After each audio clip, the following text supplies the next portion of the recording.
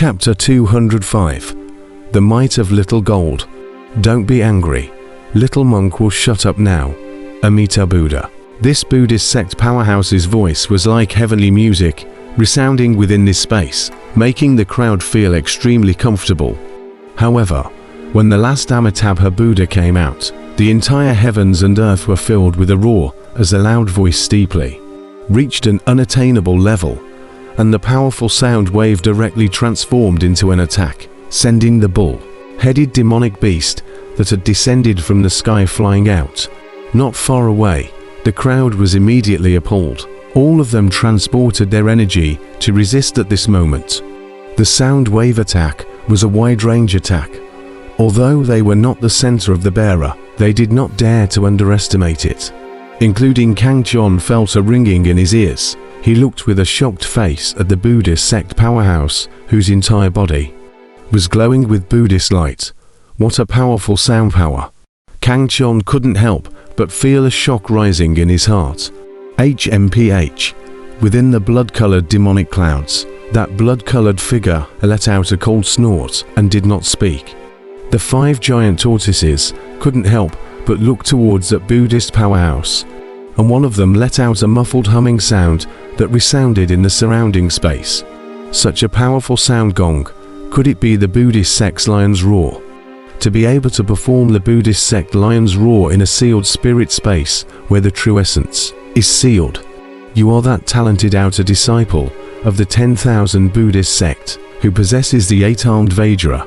This turtle looked towards that Buddhist sect powerhouse, a hint of scorn flashing in his eyes. Upon hearing this, the crowd was incomparably shocked, including Kang Chon.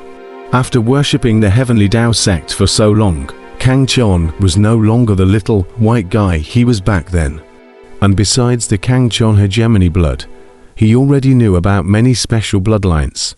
And this 8-armed Vajra was a very powerful special bloodline. Knowing that in the Buddhist sect, the 8-armed Vajra was the law enforcement great Buddha with an incomparably powerful physical body. People with the 8-armed Vajra bloodline were born with an incredibly powerful physical body. And with physical strength alone, they were strong enough to fight across levels. Although the 8-armed Vajra was not one of the top 10 special bloodlines, it belonged to the top 50 powerful special bloodlines, just like Thundercloud's born Thunder body. Kang Chon couldn't help but be enlightened. No wonder this person was able to perform the Buddhist lion's roar.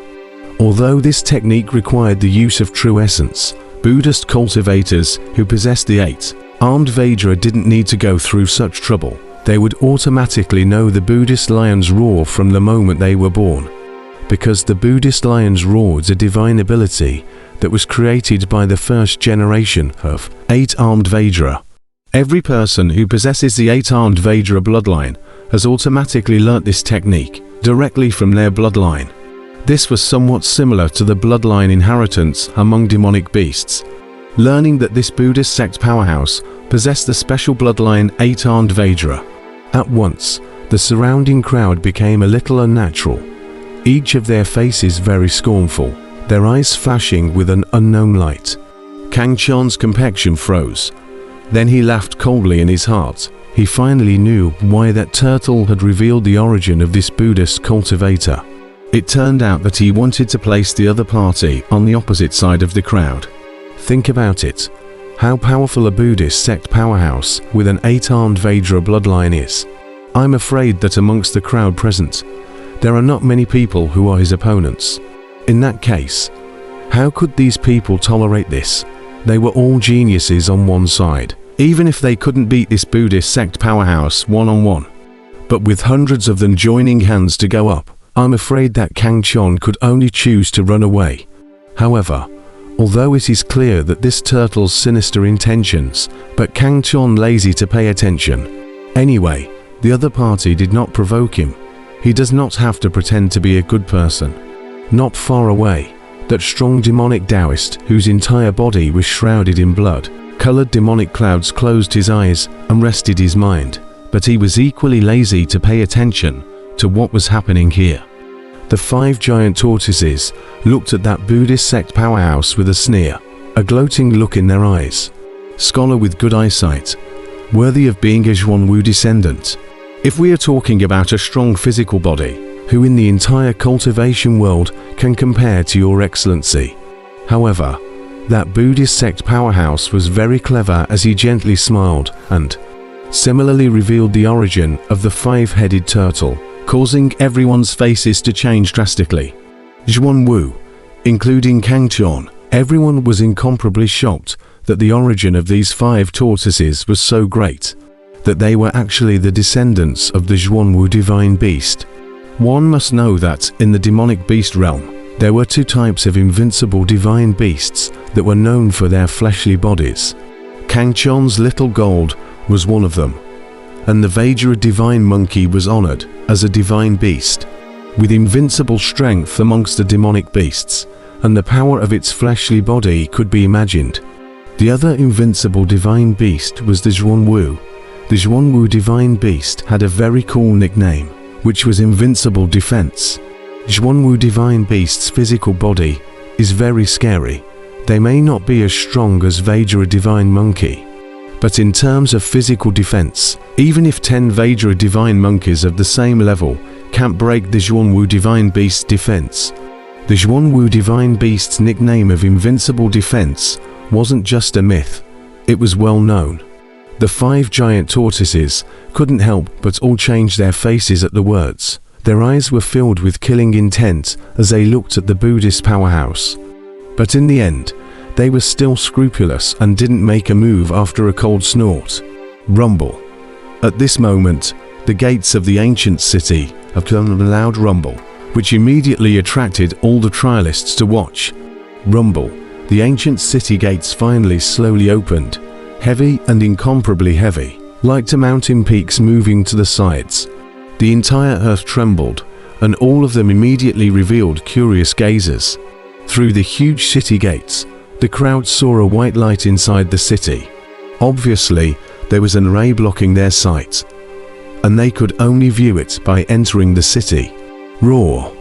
A roar erupted, resounding throughout the entire space.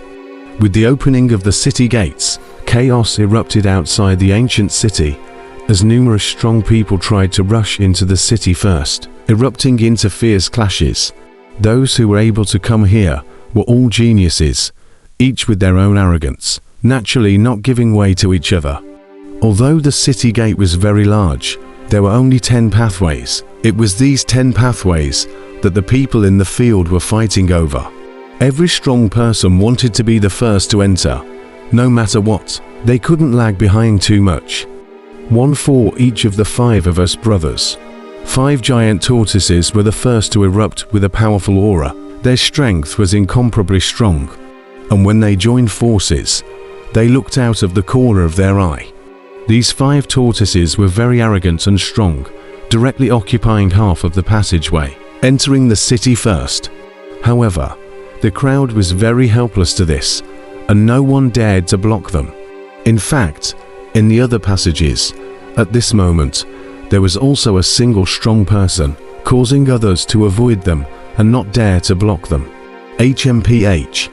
A blood-colored figure stepped into the city, and the murderous aura in his eyes pierced through the heavens. Beside him, not a single person dared to block his steps, and they all dodged out of the way. Amitabha Buddha.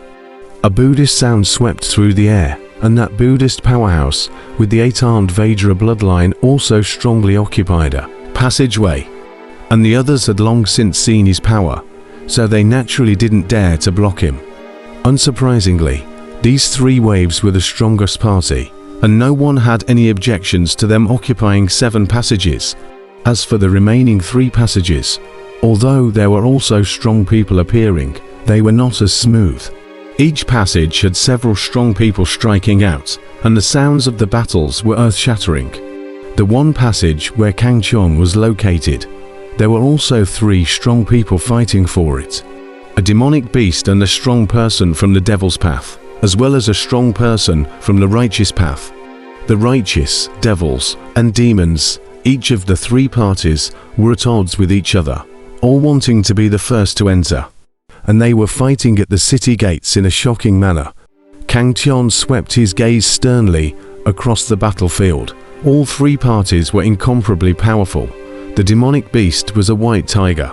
Its sharp fangs were chillingly bright, and a huge tail resembled a sharp long knife, emitting a cold light in the air. This white tiger was exceptionally gifted, and its fleshly body was cultivated to be extremely powerful, surpassing some spirit weapons. However, the two powerhouses opposing it were not to be underestimated, especially the Devil Path powerhouse in black robes, who had devilish aura rolling around him, and every fist blast seemed like it could blow up a mountain peak. Compared to the orthodox way, the devil cultivators like to use some extreme methods to cultivate their physical body, very powerful. Even some demonic beasts cannot be compared. In front of this devil strong man is one of them. However, Kang Tian knew clearly in his heart that using improper means to enhance the strength of his fleshly body would sooner or later cause it to collapse one day, as that was not in line with common sense. Just like Li Chunjiao using the star-absorbing technique to raise his cultivation, sooner or later, he would go off the deep end.